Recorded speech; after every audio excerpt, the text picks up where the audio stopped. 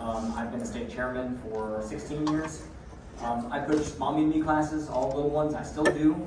Summer camp, boys classes, girls classes, rec, now ninja, and then even this year I had a USAG National champion on floor. So I've done it from the bottom to the top, and these games work with, I'd say, most of that group. Maybe not mommy and me because they can't read half the stuff I wrote, but the other kids they can. And right now, a couple of people that are in here, we're trying to start an LSU club team to hopefully have another potential gym team in the future. Games in the proper environment. So first thing you need to know is what age group you're going for. Are you going for preschool kids? Or are you going for younger boys? Because it doesn't just fit into like, are they preschool? Are they boys rec? Are they a team? They do not fit in those categories. You've got younger boys that are like 5 and 6 year olds. They don't want to play the same game as the 11-year-olds do. They don't want to play the same game that the 14-year-olds do. They don't have the same ideas that the 17-year-olds do. And I've even coached some college guys that they may have some other ideas on what may or may not be appropriate for boys' classes. So you got to keep it tailored to what is okay for the group. Each group has different abilities. So you have to understand that if you tell a boys' competitive team to go do a cartwheel contest, it's going to get out of hand really fast. They're going to do 6,000 cartwheels and somebody's going to throw up. If you tell a rec class to go do as many cartwheels as they can, in about 60 seconds, one's laying on the floor, one's crying, one of them has run to the bathroom and you didn't even know that. So you have to be aware of what you're doing. Whiteboard games. There's a lot of these in here. I highly recommend like a small whiteboard, maybe like 3 foot by 2 feet or whatever. It's portable. Bring a whiteboard and a marker around with you, and you can do 6 million different things on that. And I've got a ton of examples in here. But it works for nearly every age group. My little kids beg for it. My upper level high school seniors beg for it. They're like, please can you do a board game today? And the board games are not games, if that makes sense. It's not a, hey, we're gonna go play for the next 30 minutes. It's a, hey, we're gonna go do a game that involves our gymnastics that we're already doing. So different whiteboard games. You might draw what looks like a board game on a whiteboard. You can have different challenges from start to finish on there. I like to do different things throughout it the whole way. I've got some written or drawn examples on there. But my drawings of bosses are usually magnetic. Those work a whole lot better. They can move their little square. But honestly, I don't do too much with it. I just let them keep track of where they are. Next one is 10 chin-ups, then 5 spotted ice cream makers. If you don't know what those are like chin-up, and they're in a front mover, they're going to invert and hang on the bar. And so I spot there because I want the shape of the pullover a little bit better.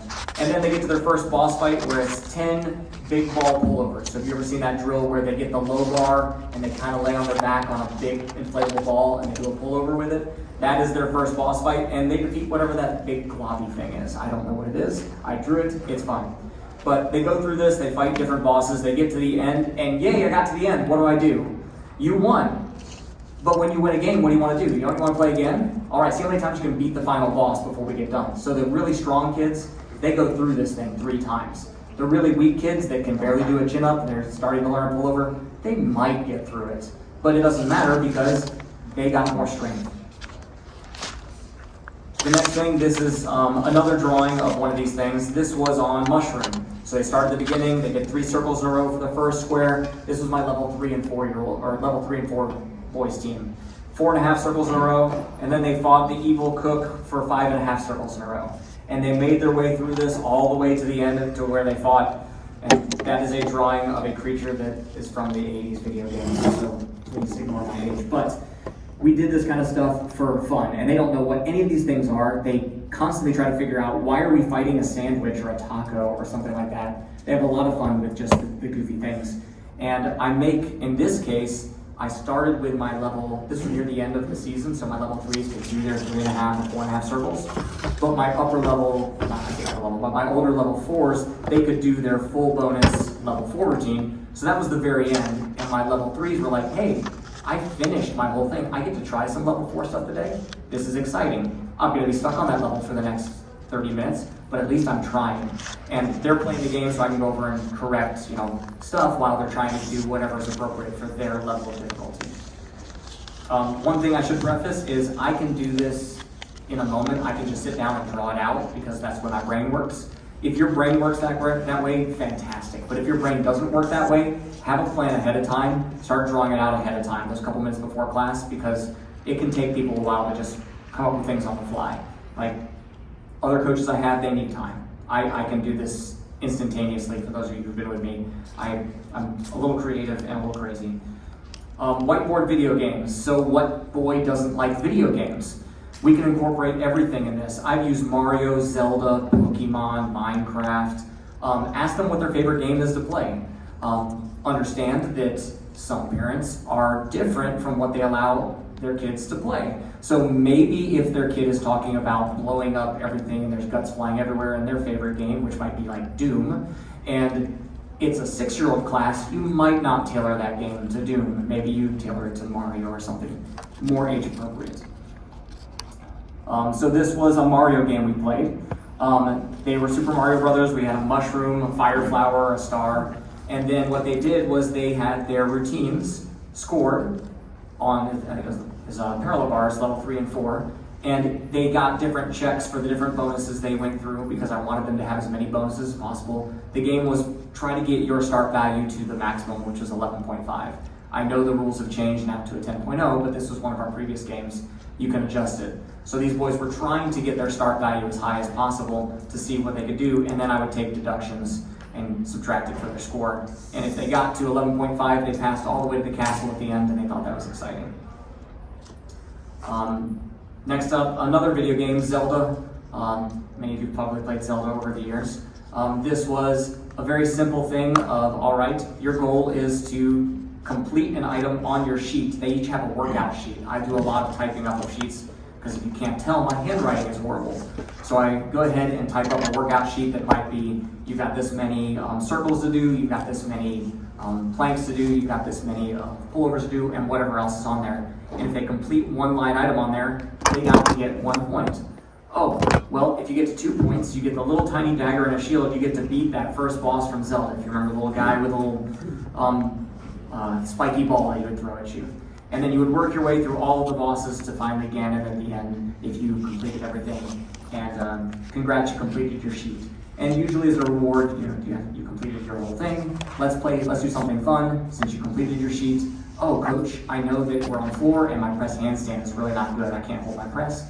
You get extra time to go work on your press. That way you get more bonus points in the next meet. Yay, I won the game and I get more bonus points? Awesome.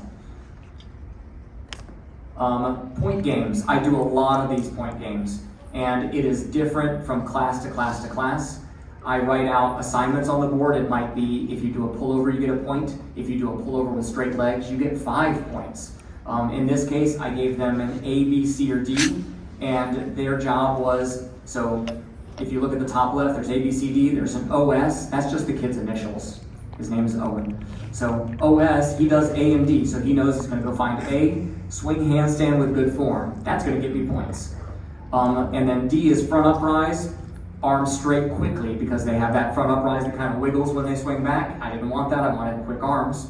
So if he did one of those two, he would get a point. And then I made them try to do it in a row, because if they can do one, great. But if they can do 2 in a row, awesome, that's more mastery. They could do all the way up to 5 in a row. The more they did in a row, the more points they got.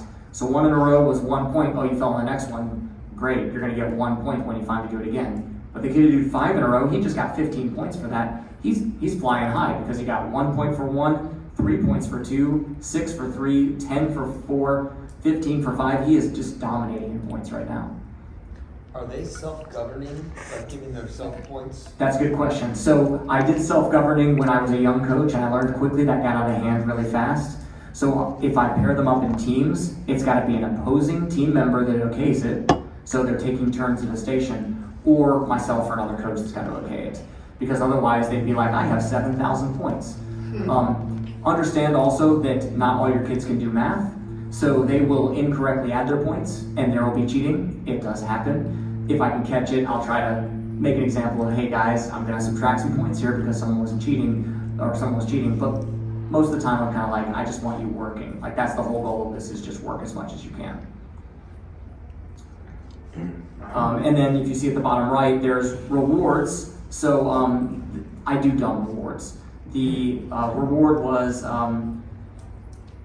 10-second like dance was their reward. So you get to go up and you get to dance for 10 seconds. That was the big prize. That was for first, second, and third place. For 4th and 5th place, they had to do 10 dips. No, you're getting stronger. 6th and 7th place was 20 dips, and 8th and 9th was 25 dips. Now, I preface this usually by saying everyone right now has 25 dips before we even start the game. And they're like, what? And I go, but you can get out of them. You just gotta get a lot of points. So it kind of gets them started right away, and it wastes little time because they're running to the stations trying to get started. For these point games, understand that they do not want to rest from at very long at all. Like, these boys will work themselves to death. They're in a ball of sweat, they're dying, and they will still keep moving. It is even better if they can earn points at a side station between turns, because you can really get some work out of them. Oh, you've got a parallel bar station where they're doing support swings. If they do 5 support swings, you get a point. Oh, if you go over and hold an L hold on the parallettes on the side, you get another point. So while you're waiting your turn for your buddy, you can get points again. So it basically doubles the amount of work. They will work themselves out, so just be prepared with knowing your kids. Pommel horse basics. This is good for your beginning level team kids and your high level team kids. Because, for example, if you can't read my handwriting on there, the goal was to get 10 points in each section. Front loops, if you get 10 in a row, that's 10 points.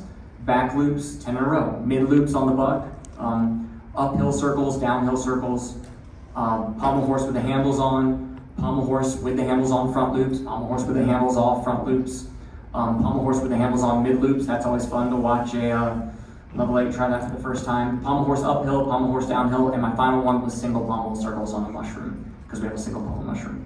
But I was trying to push them as far as possible. If you look to the kind of left-hand side, they didn't get as far, and the kid on the right-hand side is a level 10. So the level 8 kind of wannabes on the left, they got okay through that. The level 10s got a bit further. But it was good to try to challenge and see how many circle points they could get. I stole a lot of that from, if you guys remember Gene Watson, he did some fantastic pommel horse lectures, and he actually had this in a computer every day that they did. I just made it to a one-time board game. Simple point games. I already kind of explained this, but this is basically them getting points for doing different things. So I'm gonna, if you want to take a picture of that real quick, I'm not gonna read all that. I'm going to instead go into the meat of the stuff, which are the different examples of how I play it. So they get points for different items. So for example, this was my level 4 group this last year, I believe. So the top one, EA, or his initials, spotted front baby giant. Oh, this is right after the season ended. They're starting to do level 5 skills. Spotted front baby giant, they get 1 point, okay? How many of you have that kid that gets up there and they're doing that new skill for their first time? They do it 1 time, they get off the bar, and they go chalk up again. Yay, they did 1 swing. You don't need more chalk, get on the bar. So instead, I made a big deal about the first kid who did a baby giant, hopped out, he kicked back up, and he did another baby giant. I was like, this guy's smart right here. This guy did 2, he just got 2 points. Next kid up, he does 3. Next kid up, pretty soon we're doing 8 to 10, and I'm having to tell them to get off the bar because their hands are about to slide because they're doing too many. So you no longer have that issue of, coach, I need chalk because I did a giant.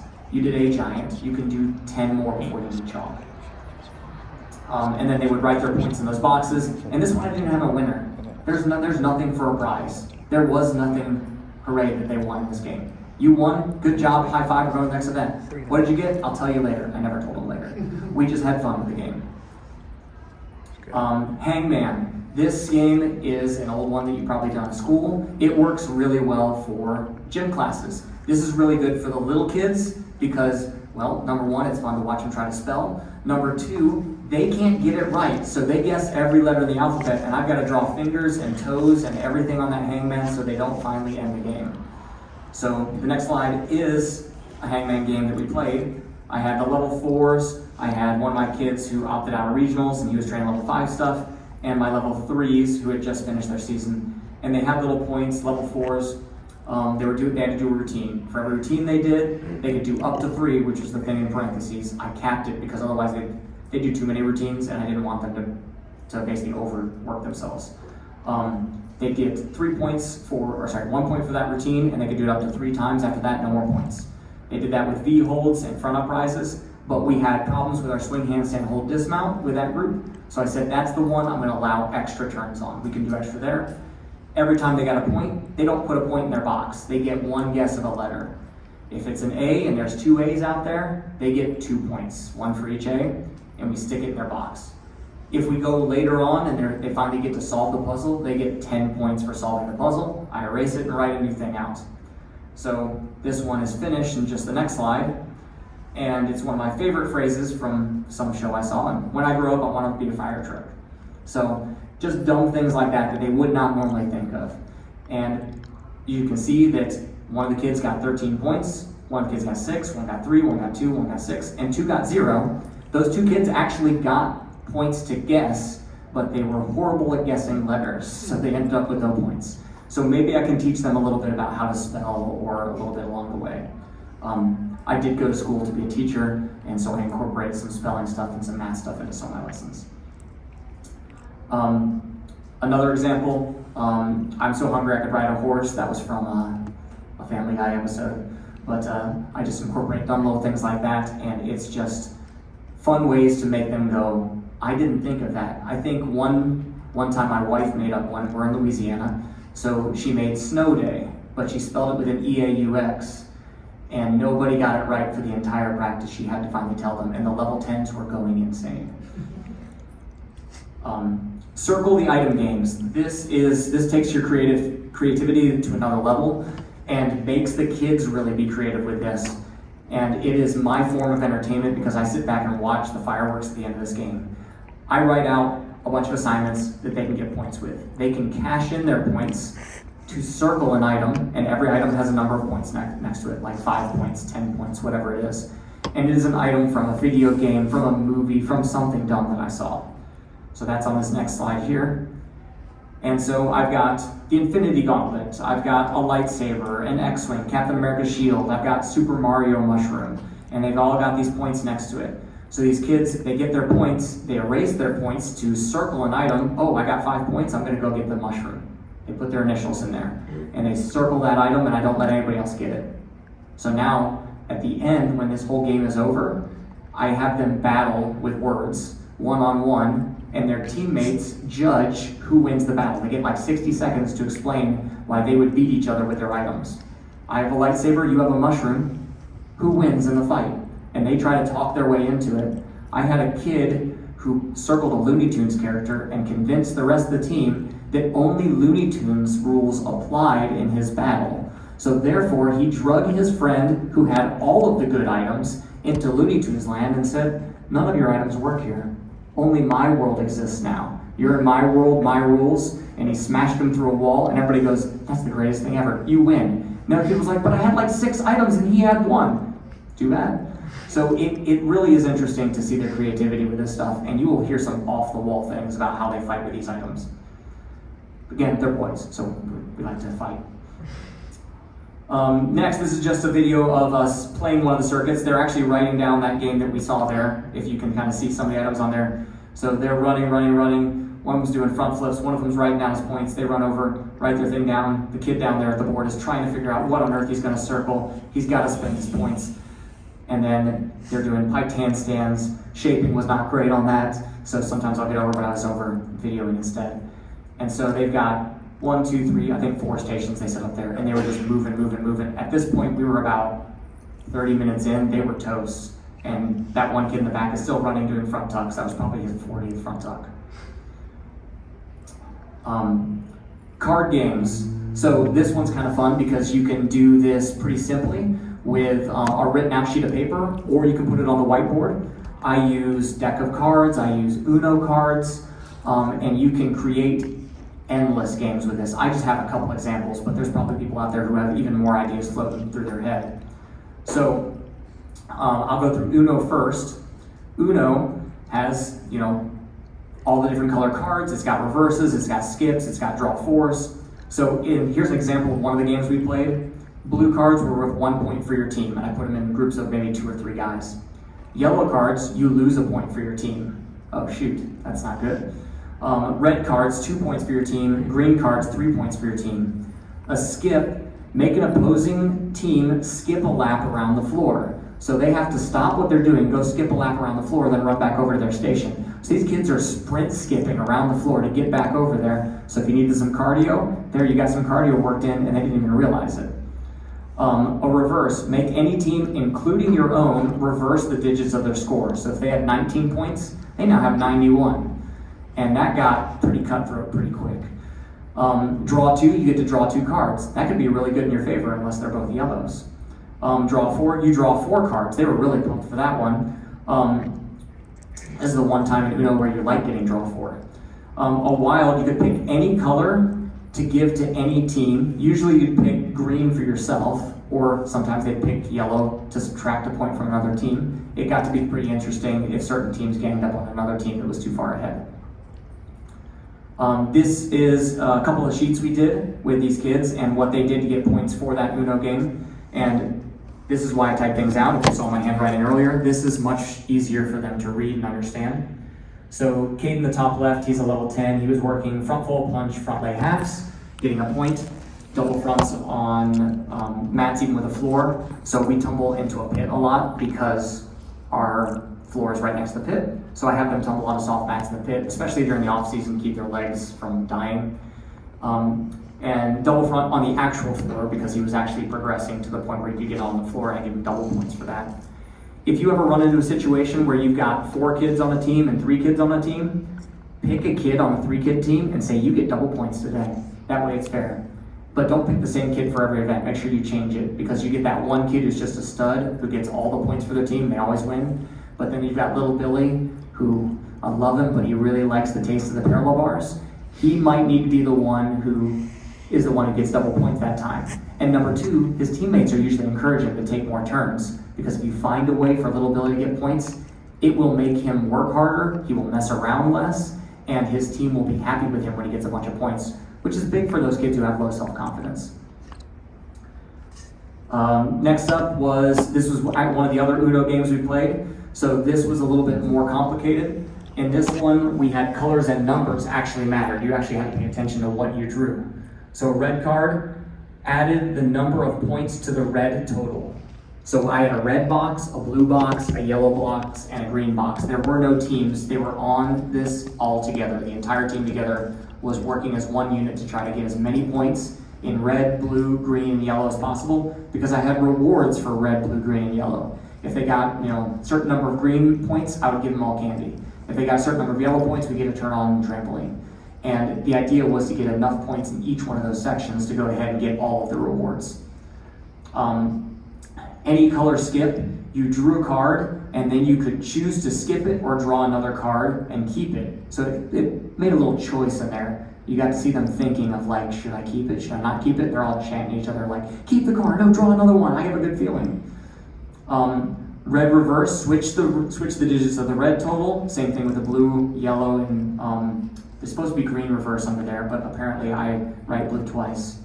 Draw was draw 2, draw 4 was draw 4 cards, wild draw 4, draw 4. And then the wild card was draw a card, and you can add any of those points to any other color you want. I've done some weird things with this too, where there's, and that's just a picture of us playing that actual game with the Uno cards and those sheets.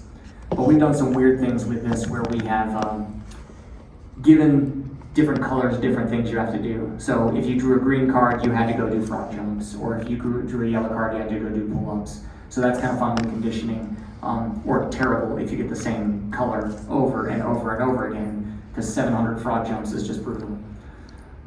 Regular cards, I use cards for just regular deck of cards for these kind of games too. Sometimes I need 2 decks because otherwise we run out of cards very quickly if the kids are drawing a lot. How do they get to draw? The same way that other game was played is they get a point, and a point translates to you draw a card. So if you got one thing, you drew a card. Skill or whatever assignment. Yeah, so if it says do a front tuck and you did a front tuck, you get to go draw a card. I make it pretty simple to understand in that respect because if it was like do a front tuck, but it's got to be this height and this kind of kick out and yada yada yada, it's going to get too complicated. So I need to make it somewhat simple. And then I use number points, so like 2 was 1 or 2 points, 3 was 3 points, so on and so forth. Jack was 11, Queen was 12, King 13, Ace 15, and the Joker, which we only had 1 in the deck, was worth 20 points.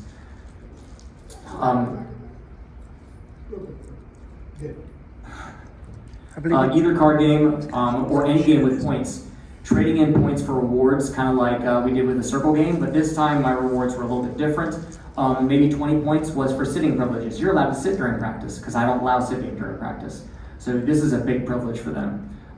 20 points for a trampoline turn, 40 points for a piece of candy, 100 points for a 5-minute game with everyone. So you could be the savior of the whole team and save up your points to get everybody a 5-minute game, and you'd be the friend of everyone at that point.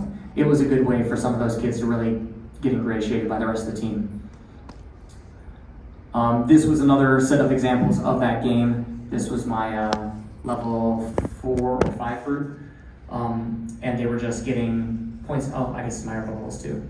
But they're just getting points for doing different items. And again, I type these out ahead of time if possible, because the typed out sheets take a little bit more time, but those of you who are doing planning hours or anything like that, it's a good way to go ahead and get ahead of yourself.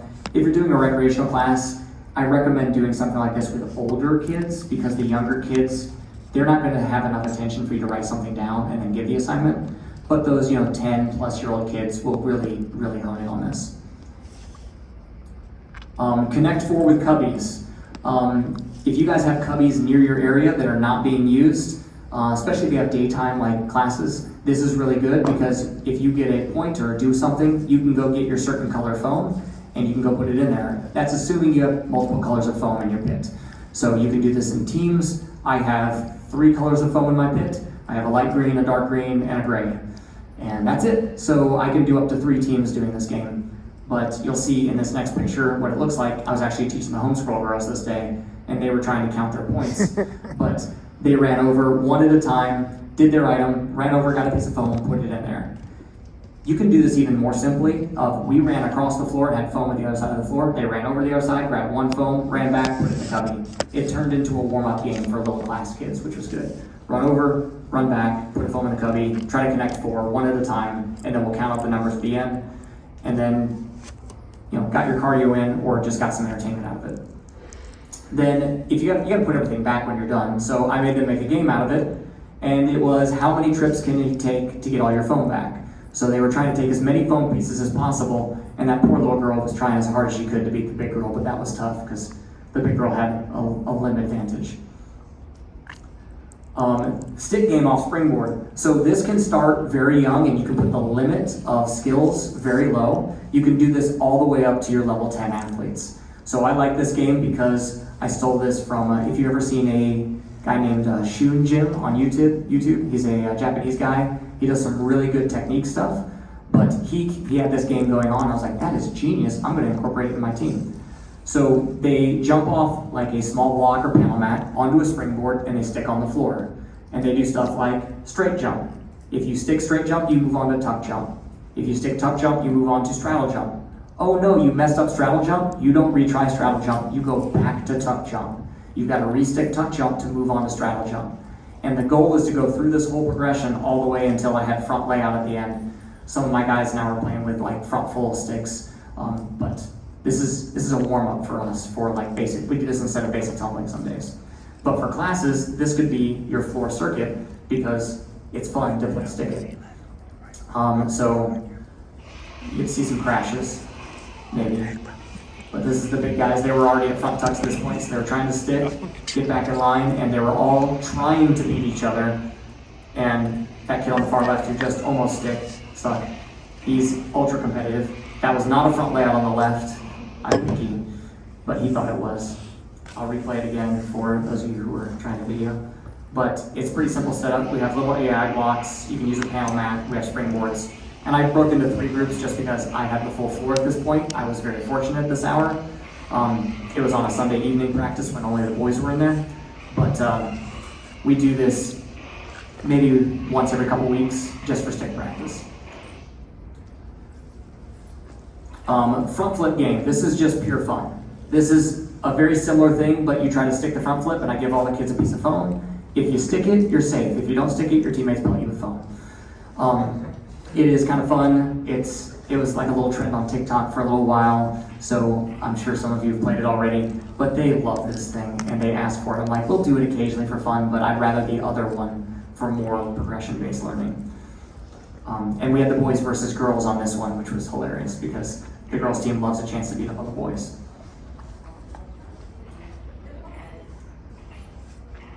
And I think I looped this one, so it'll go on forever. Foam cube for points. The little kids love this one. The big older kids do not love this one as much. But I take foam cubes, and I have a lot of stations next to our pit, but if you don't have stations next to your pit, move some foam cubes over next to wherever you're going. Like if your parallel bars are far away, and they're across the gym, have every kid following you in a line, grab 3 or 4 foam cubes, and you bring them all over there, put them in a pile. And then, whenever they can earn a point, and it could be as simple as you did 3 swings on the parallel bars without falling today, that's a big accomplishment. Go add one of those foam cubes to our fort. And all you're doing is you're building a fort out of foam. What kid doesn't want to build out of foam? That's fun. But they're doing what they're supposed to be doing, but this way they're doing what they're supposed to be doing without fighting each other or without kicking each other or all the things that boys do because they want to build the fort. So, in this case, they were only building one of the walls at this point, but they were literally running after every station. This is my brand new level 3s and then my older level 3s that just finished the season. And you can see how fast they're moving to go do one item, pick up the foam, run over to the pit, and run back. I'll play it one more time, but they're, I had to take a break after this. I had to tell them all to get water because they were soaking wet in sweat after this. That little kid, bless his heart, he doesn't know where he is, but he's one of my favorite kids to coach. We learned something about little kids from him, that apparently sometimes they like to hum Jurassic Park in the bathroom, loud enough for the entire gym to hear. Oregon Trail. So I did an experiment on the computer because we have a TV in the gym, and I used a Chromecast to broadcast the computer to the TV. I made one fatal mistake. I did this on high bar. So our computer was chopped to death after this, but they had a blast. The Oregon Trail, if you have ever played it in school, some of the older people probably played it like I did in school. So if younger people are going, what on earth is this guy talking about? It is a free game online that you can play. It is pretty simple. It is literally you get supplies and you try to go through the Oregon Trail and try not to have all of your people die when you get to Oregon. And you all die of dysentery during the course of it, just because that's what happens. You try to get supplies, you try to hunt for food, you try to trade, and it's not terribly hard of a game now that we have the internet. But back when we were kids, this was intense. Like, it was hard. So we played a game where if they completed an assignment that I had, they got to go take one turn on the Oregon Trail. Literally one click. Well, it took us an hour to get out of the shop at the beginning where you buy your supplies, which should take you 5 minutes. Because one of our guys decided to buy $6,000 worth of clothes because he wanted to dress up on the trip. Then he tried to ask me why they don't take credit. Like, they're going on the Oregon Trail. Most of these people died during this day on the trail. They're not taking credit. You're not coming back to pay them. So we got that sorted out. It's okay. He killed all of our people later when he tried to go across a 20-foot river. So we played the Oregon Trail, and they took turns. We changed it into 30 seconds per point you got. You got 30 seconds to go in there and play as much as you could in 30 seconds and come back and try to get more points. That worked a heck of a lot better.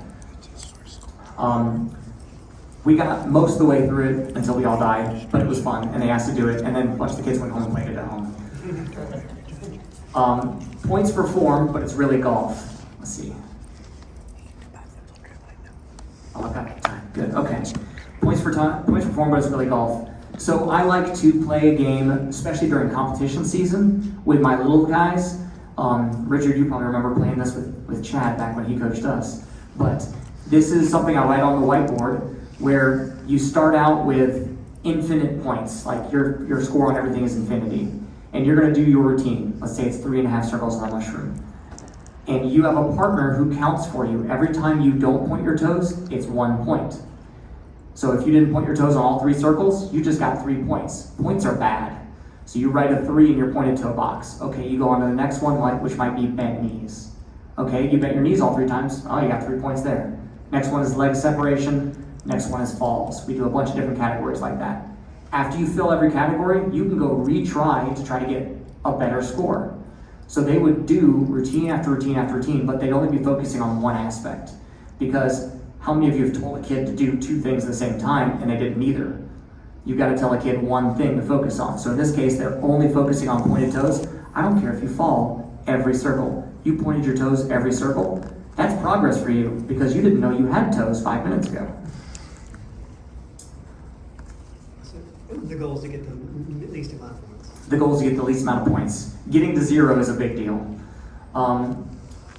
After they finish everything, they go back and they try to get their zeros. I designate certain people who can judge because you've all got that one kid who doesn't know what a pointed toe is. So typically, if my level 3s and 4s practice together a lot, I'll make my level 4s the judges because they know what I'm talking about. A level 3 has no idea what a pointed toe is yet. But my level 4s are usually the judges or my older guys if they're nearby or a coach. They always ask me to judge until I judge and then I give them a higher score and they go, I don't want you to judge anymore, coach, you're too tough. Then make-believe. I do make-believe with my team kids, my lower level team kids, and my older team kids sometimes, but a lot with my recreational students. If you go to, I don't know if you call them star bars or quad bars, the 4 low bars, we have those in our gym, and that is a great place for me to make up a story. Because Captain Evil has been hard at work trying to destroy the planet. We don't know who Captain Evil is, but we hate him. And he's trying to destroy the world, and he has a secret bomb, and we are the only superheroes that can defeat him. So we're gonna go over to the first bar, and I've got a little mat block set up. They're gonna walk up the mat and kick and do a pullover on. Okay, you do a pullover on that, you got into Captain Evil's secret lair. You go over to the next bar, and you do 3 casts. There's 3 bad guys coming down the hallway. You kick them both, all 3 of them in the face. They're all knocked out. Great job, we're moving on to the next thing. Oh, this next thing is a front roll down the bar. You've got a front roll and lay down or in a pike sit on the ground, and therefore you've gotten through that secret window into his back room, okay? And then this last one is you're gonna jump up on support on the bar, and you're gonna cast and stick on a spot on the floor, and that stick is you landing right next to the bomb, and I've got a foam cube there. If you touch the bomb, guess what? You got it, you pulled it away, you saved the world today from Captain Evil. Well, what do? Dude, it's a game, you get to play again. I get to play again, and they go to all the stations again. So we've gone through that circuit, and you've got, typically by the time you get to a bar station, some of you do 10-minute rotations, 15-minute rotations. We do 15. It takes you 1 minute to walk there, 1 minute to line up the boys because they're boys, and then at least another minute to explain it if you're fast. So you have maybe 10 to 12 minutes doing this. They're gonna burn themselves out in probably about 10 minutes and be laying on the ground, and you're gonna be happy because you have exhausted boys, which means they might listen at the next station. Pretending to be superheroes is next, and this one, I do it all the time with rec classes mostly. Sometimes my level 3s and 4s like to get into it, but mostly rec classes. We like to pretend that we are Thor or Captain America or whatever it is that day. Or I'll make up a superhero. And if you do this station well, you can shoot fireballs out of your hand today. If you do this station well, you have freezing powers. If you do this station well, you have the ability to fly. If you do this station well, since you got all 3 other superhero powers, you tell me what superhero power you want. I've heard of some creative ones of like, I can turn anything into gold, I can make money, I can shoot laser beams out of my forearms, who knows what they're gonna come up with. But sometimes it gets really interesting and might give you ideas for a future class of some kind of superhero idea that you've never thought of. One kid goes, I want the ability to make a ham sandwich. Why? Because I'm hungry for a ham sandwich. All right, buddy, sounds great. And I talked a little bit about Captain Evil. I got that from Dr. Evil, if you remember Austin Powers movies, but I didn't want to use Dr. Evil because I figured they shouldn't be watching Austin Powers at 6 years old, so we did Captain Evil. And then every station corresponds to a drill along that story. You can make up a story while you're walking to the event. So I might be walking to the event and I might be do what I do, and I'm doing like a goofy dance on the way and jumping the whole way to the station, but I'm reading my lesson plan going like, okay, at that station, we're gonna do a front roll. Okay, we're rolling into the bad guys area. We're doing a cartwheel. I've got to go between these laser beams on the cartwheel because I've got foam cubes on the side. And I'm just making up a story as I go along with it, so by the time they get to that station, they have an idea of what that story is going to be like and they can play the game. I've already kind of said this, but if you want to take a picture of that, that's one of the ideas that I used for the spotted pullover one. That's probably close to the same of what I just said because I do the same story sometimes. But Captain Evil is always the bad guy for me. Superhero modifications. This one is if you make strength fun, then, if you want to make strength fun, tell them they're doing strength station is powering up their superhero powers. So you, little Billy, you have the ability to shoot fireballs out of your hands. But you could shoot extra big fireballs if your next pullover has straight legs. You can shoot extra big icicles out of your hands if you can stick 3 round-offs in a row. You can, for every pull-up you do, you can fly 1 foot higher in the air with your flying powers. So all of a sudden they did 20 pull-ups when you thought that kid could barely make a pull-up because he wants to fly 20 feet in the air and fly over the gym.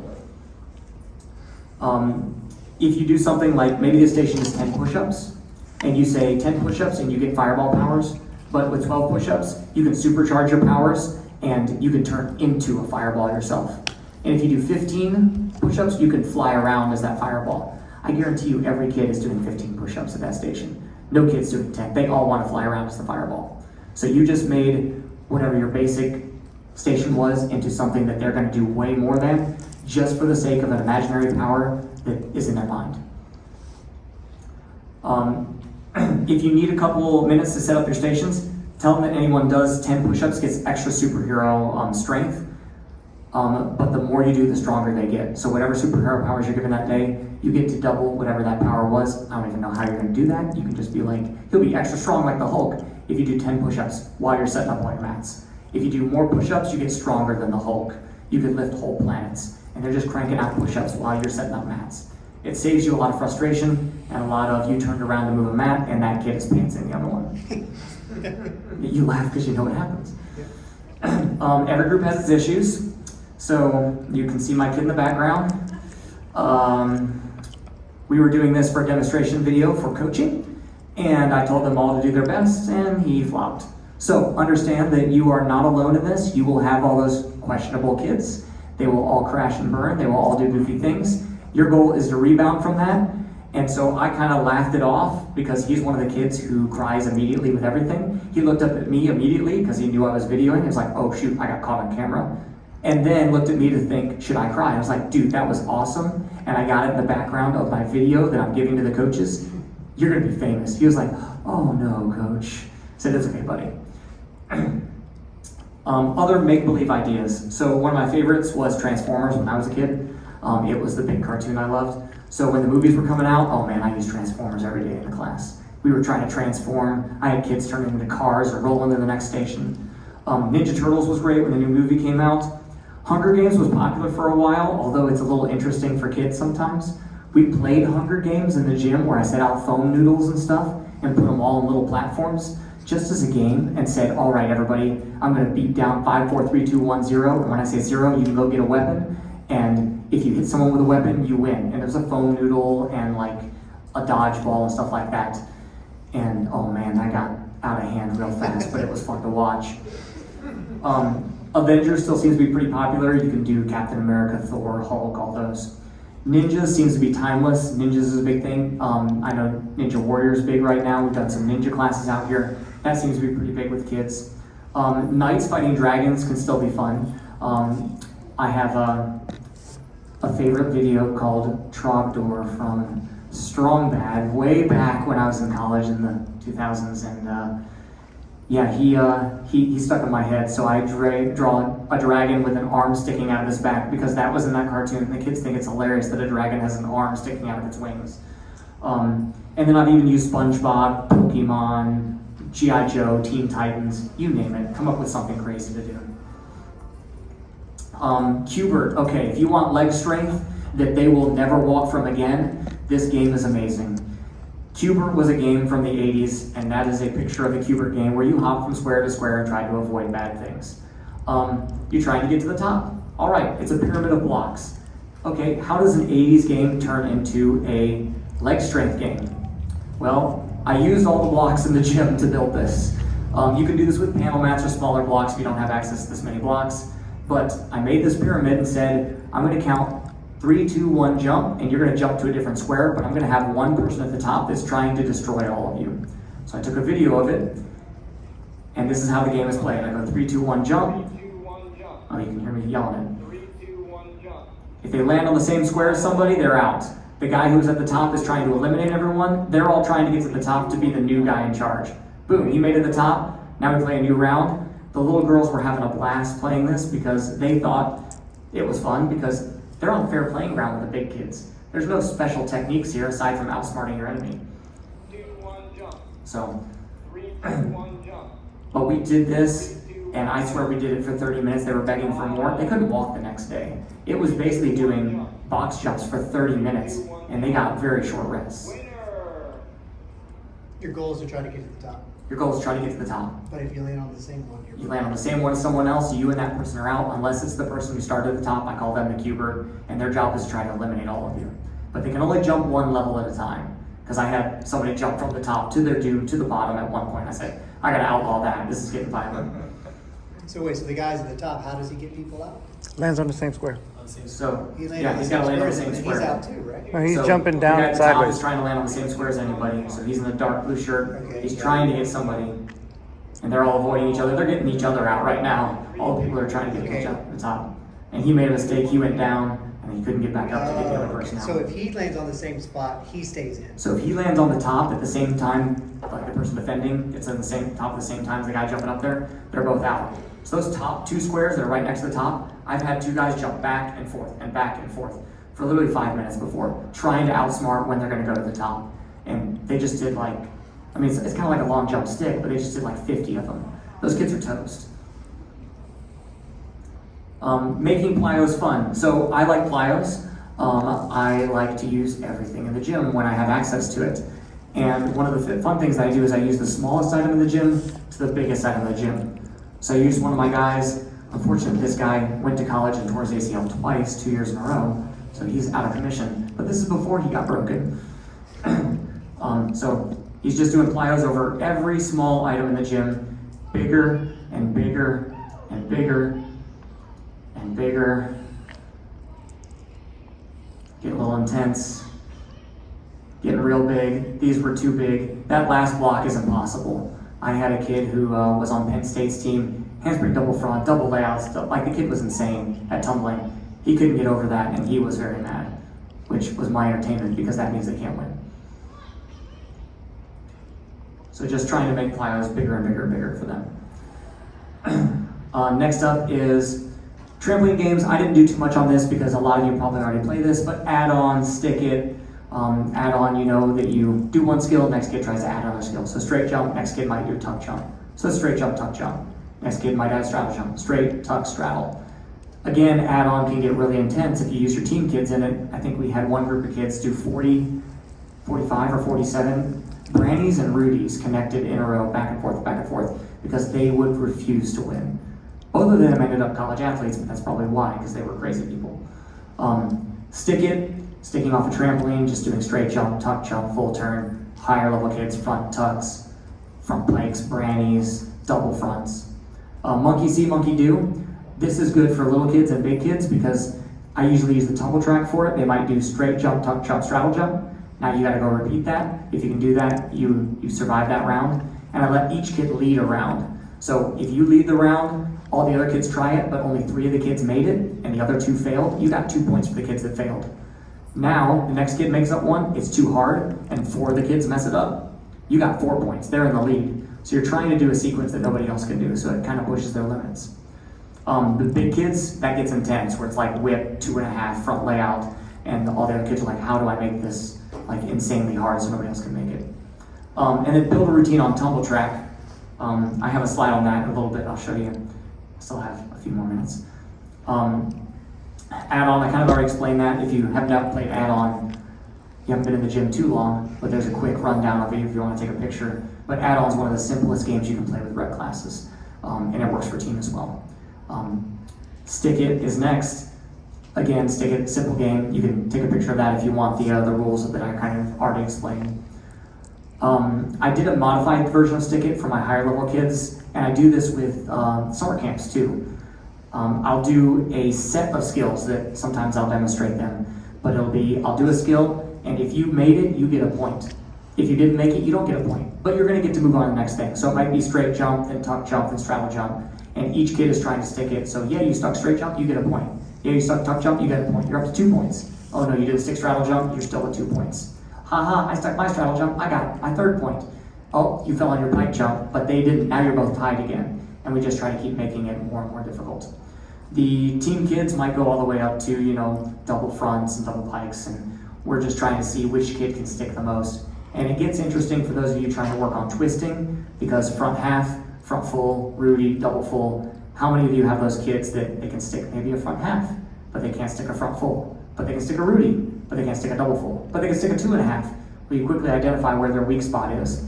But now they really want to stick it, instead of you going, dude, why didn't you stick that? Why didn't you spot the ground correctly? Why didn't you look over your shoulder?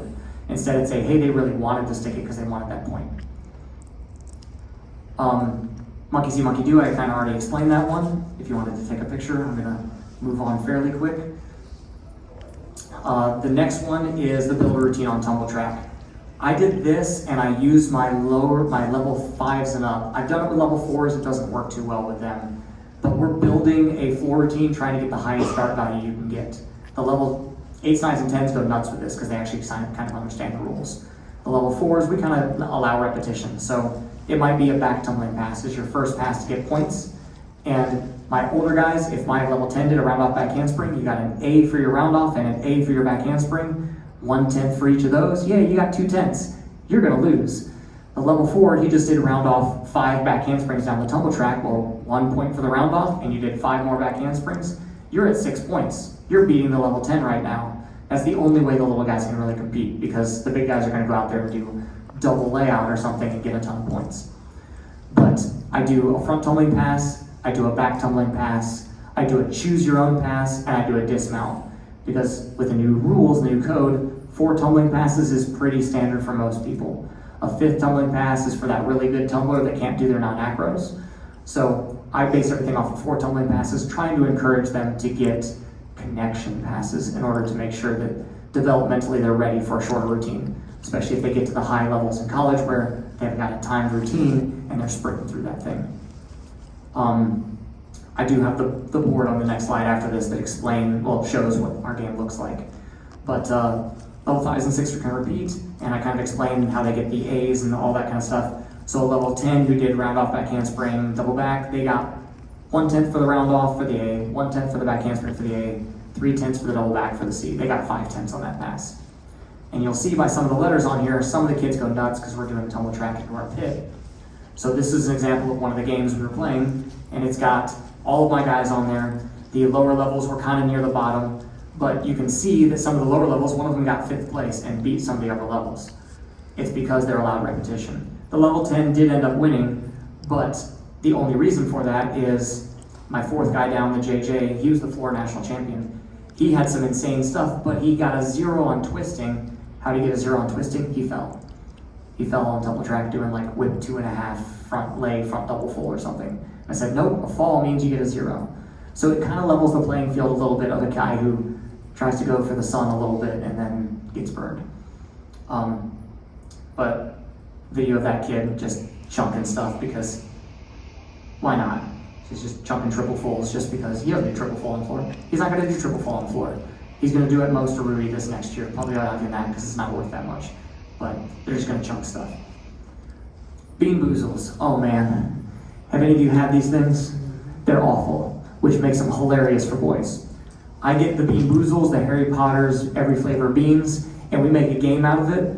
And the best thing that I've had is they will try to get points for stuff like on the whiteboard or something like that, or just doing a skill and I'll award them a bean boozle. And the reward for getting this bean boozle is you get a choice. You eat it or you pick a friend to eat it. And so these things, if you've never had them, they look the same. The 2 red ones might be, cherry, or it might be, burnt socks or something terrible. It's just awful. So I have some pictures of what the thing looks like, and yes, they do taste terrible, and yes, it's hilarious to watch them, but they will do anything for it. They beg for this. I've had kids bring bean boozles to practice and say, please, can we do this today? So the worst thing though was I do need to make sure they go eat it by a trash can, because I had one kid who goes, it was dog food flavored, and he goes, this one tastes like steak, and he's walking back feeling pretty good, and he goes, dog food, and spits up on the floor. And I was like, well, great, I gotta clean that up. Handstand obstacle course. You guys have probably done stuff like this. It gets intense the more stuff you put in there. The higher level the kids they are, the better. It gets fun. The lower level kids challenge themselves. I took a video of them doing the handstand obstacle course. The girls are begging their coach to come play, so I don't think they get in on this one, but they are watching the whole time laughing, and then they beg their coach to come play. So we just set up a little obstacle course where they just went up a bunch of mats, turned around, went up a cheese mat, went across some beams, got to the end. But I picked up an idea from another coach where he takes, we have little puzzle pieces that are the flat things you put on the floor, and we use that as a start point and an end point. You can use chalk on the floor as long as your owner allows you to. Some don't. But we'll draw a little circle for the start and a little circle for the end. If they make it to the end of that, they're safe. Then I set up a second course nearby that's more difficult. You're on to level 2 now. Now you can do the second course. That gets that line to be shorter at the first course because there's a lot of kids who struggle with the first one maybe. Running games, I play a lot of running games for conditioning or for general warm-up.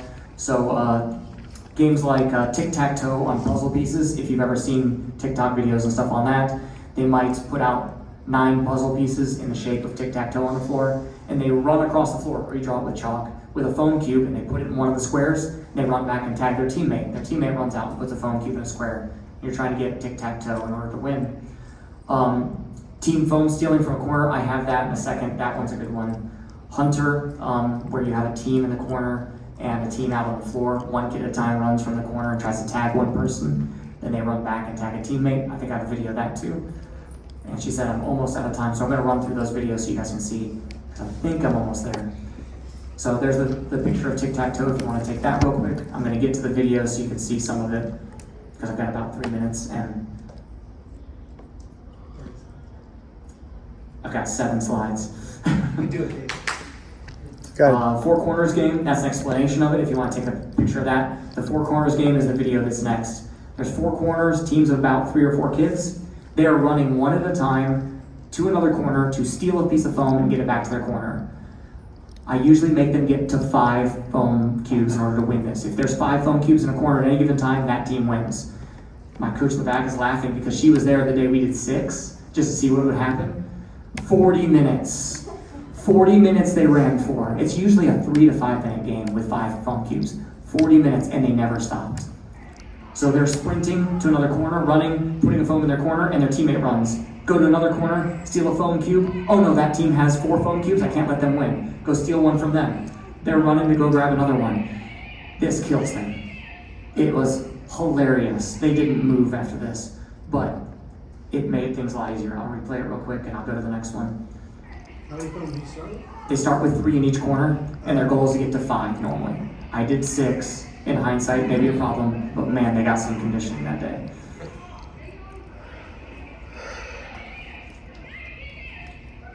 And they're yelling the whole time. They yelled the entire time of which foam to get. It was intense. Hunter, if you want to take a picture of that, I've got a video of Hunter next. These kids are young kids, so they don't play Hunter very well because they can't dodge each other, but, you know, they're learning. So here is the game itself. So one team's running out, they try to tag somebody in the middle, he tags one, he runs back, tags his partner, the little kid doesn't know where to go, you get off the floor at that point, you're tagged, you're out. I sent them to mushroom at this point to go do circles if they were out. So they run, they try to tag the next guy, if they tag the next guy, unfortunately this kid is my slowest kid on team, he has a rough time, but his job is to tag somebody and get back to that corner as quick as he can. And then dumb little fun things. Last is octopus race. I stole this from some Indian video I saw. They have their arms all interlocked, 4 people back to back, and they're all squatting down, trying to run across the floor. And they're screaming at each other the whole time, trying to coordinate their legs. It's kind of a fun team building thing, not necessarily too much in the way of conditioning. And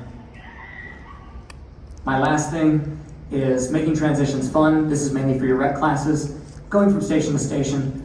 I am literally I'm the dumbest coach in the gym doing stuff. Amber's watched this and I will take the little kids and we'll be like, all right, you gotta do exactly as I do. Just walking across like this.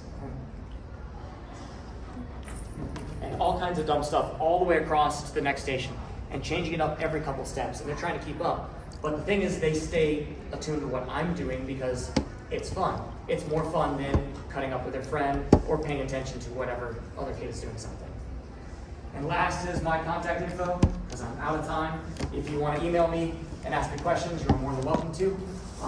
If you want to email me and try to get this lecture, I will try to send it to you. It's quite large, but I can try to do that too. Thank you for coming.